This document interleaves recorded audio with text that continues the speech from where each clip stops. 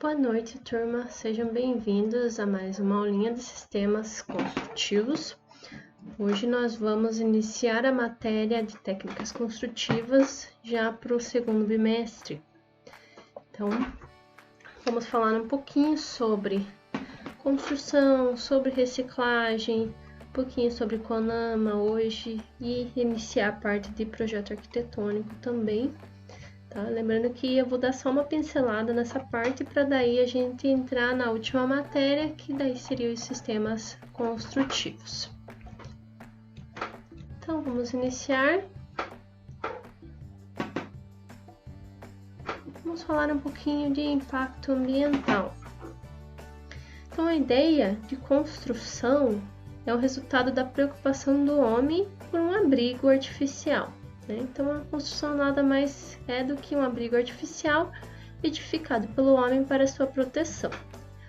Hoje, quando nós pensamos em abrigo, nós lembramos logo da nossa casa, uma construção que geração após geração vem ganhando novos materiais e novas técnicas construtivas. Na casa, nós temos uma série de materiais básicos para a construção que vimos nas aulas anteriores, como por exemplo cimento, tijolo, areia, brita, cal. Além disso, tem o vigamento, madeira, prego, telha e, é claro, a água.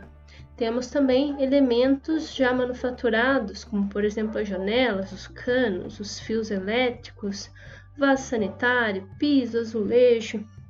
Todos os materiais empregados na construção de uma casa são extraídos da natureza. Nós falamos sobre isso lá na primeira aula de matérias-primas, lembram? O que significa então que a construção civil é uma atividade que gera um intenso impacto ambiental. Outro problema que pode ser observado pela construção civil é justamente quanto ao consumo de energia. Então, a obtenção desses materiais primários, como a areia, a madeira ou a brita, demanda muita energia para equipamentos para extração. Mas há também materiais que depois extraídos precisam ser beneficiados para se tornar um produto final, como por exemplo o alumínio e o cobre, que passam por longos processos até atingir o material para o uso final. Então, com base nisso, o Ministério do Meio Ambiente, por meio do Conselho Nacional do Meio Ambiente, o CONAMA, estabeleceu diretrizes e critérios, para a gestão dos resíduos na construção civil, disciplinando as ações necessárias para minimizar esses impactos ambientais. E essa decisão ela pode ser vista na Resolução 307 de 2002 do CONAMA, que indica os procedimentos para o reaproveitamento dos resíduos gerados pelas construções. Então, segundo essa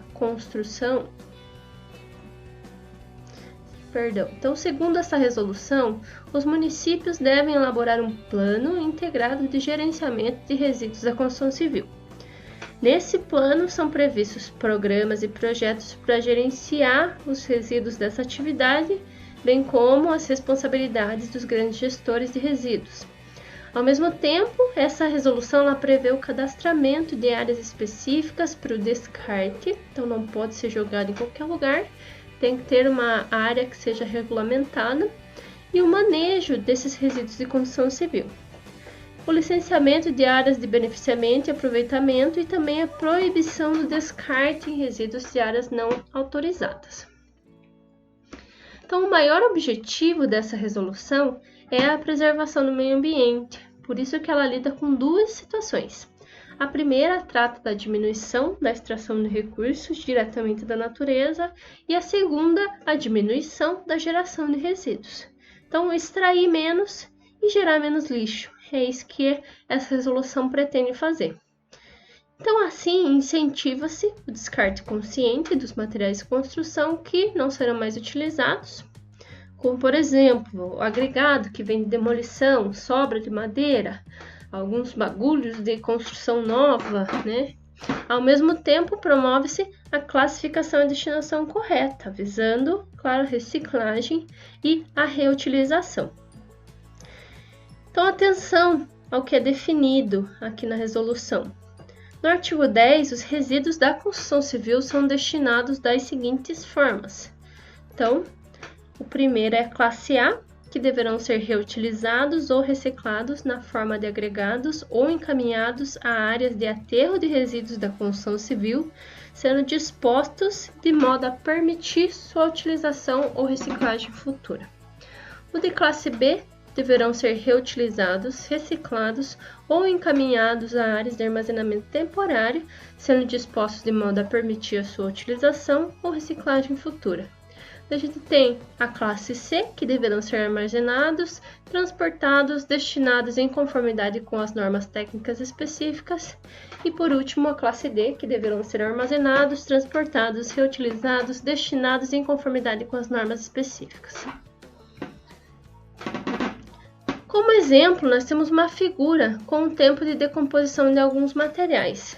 Ali, o papel leva 3 meses, madeira 6 meses, cigarro de 1 a 2 anos. Eu quero atentar aqui para vocês para a lata de alumínio, que ela tem um tempo indeterminado. Então, a título de curiosidade, a energia utilizada na reciclagem de latas de alumínio corresponde a apenas 5% da energia gasta durante toda a produção do alumínio a partir do minério. Ou seja, para eu construir a mesma quantidade de material do reciclado para o material do zero, eu gasto apenas 5%. Ou seja, o material que vem do minério gasta 95% a mais de energia do que o reciclado. Então, cada energia reciclada ela economiza energia elétrica equivalente ao consumo de um aparelho de TV durante 3 horas. Isso para uma latinha reciclada. Então, depois dessa parte inicial, tem alguns exercícios que eu quero que vocês respondam no fórum para contabilizar a nota.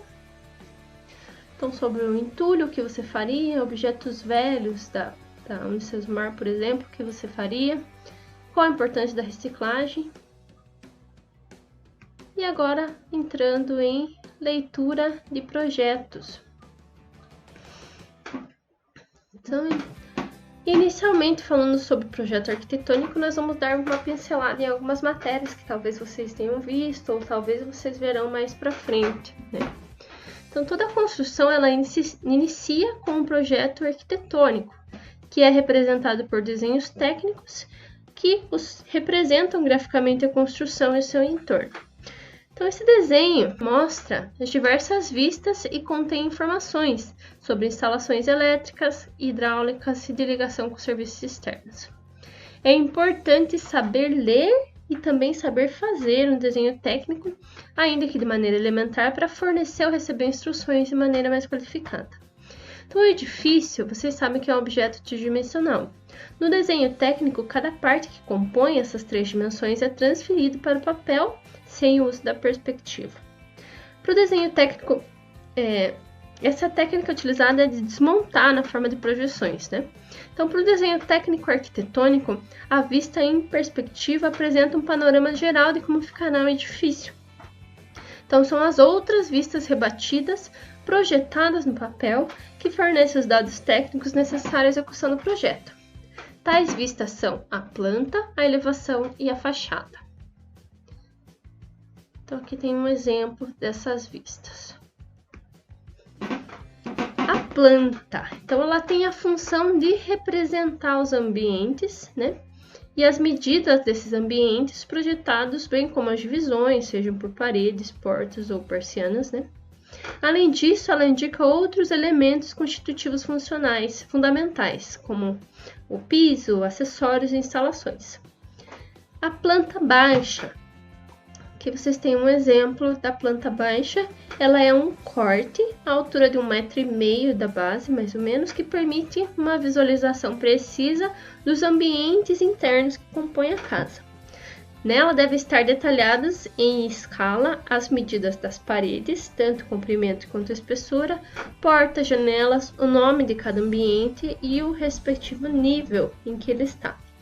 Então, a partir da planta baixa são feitos os lançamentos dos demais projetos complementares de instalações elétricas, hidráulicas, sanitárias, telefônicas, prevenção e combate a incêndio, por exemplo, que mais? Sistema de proteção, sonorização, segurança, E também, a partir dessa planta, pode ser feito o cálculo estrutural e das fundações de uma obra.